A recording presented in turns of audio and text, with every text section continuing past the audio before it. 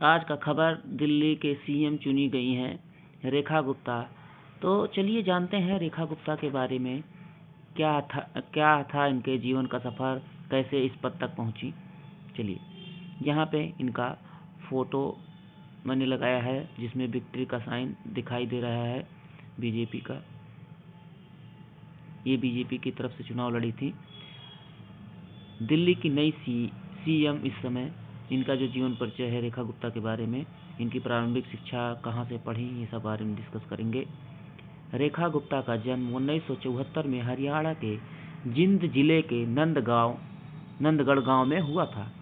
उनके पिता भारतीय स्टेट बैंक में प्रबंधक थे, मतलब मैनेजर कह सकते हैं।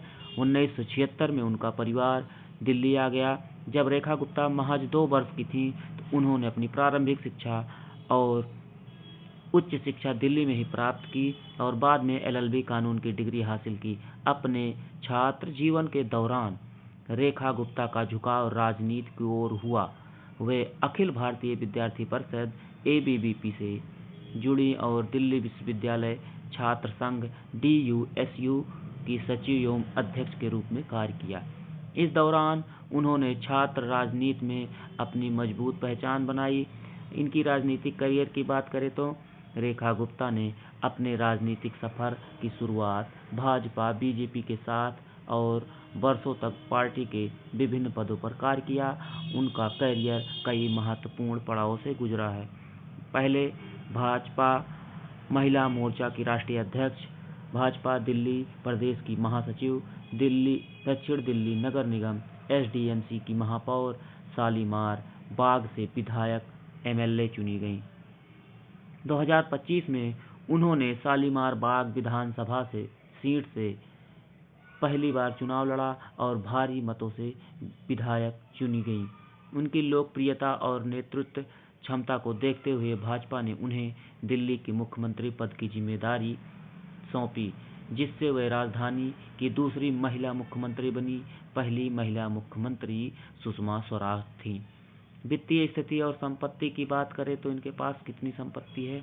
निर्वाचन आयोग में दाखिल हलफनामे के अनुसार रेखा गुप्ता की कुल संपत्ति 5.31 करोड़ रुपए हैं, जबकि उन पर 1.20 करोड़ की देनदारियां हैं।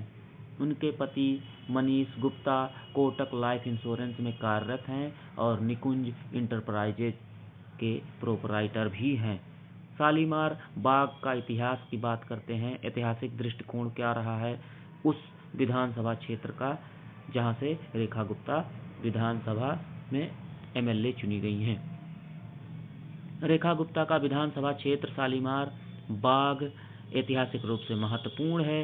इसकी स्थापना 1653 में मुगल सम्राट शाहजहां की पत्नी इज-उन-निसा ने की थी और पहले इसे एजाबाद बाग के नाम से जाना जाता था।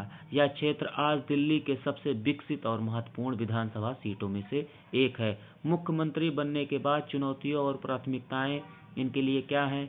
दिल्ली की पहली बार विधायक बनी रेखा गुप्ता के सामने कई बड़ी चुनौतियां होंगी। उनके नेतृत्व में सरकार की प्राथमिकताएं होंगी महिला सुरक्षा को मजबूत करना, युवाओं के लिए रोजगार के नए अवसर, शिक्षा और स्वास्थ्य सुविधाओं में सुधार, दिल्ली में स्वच्छता और प्रदूषण नियंत्रण पर विशेष ध्यान।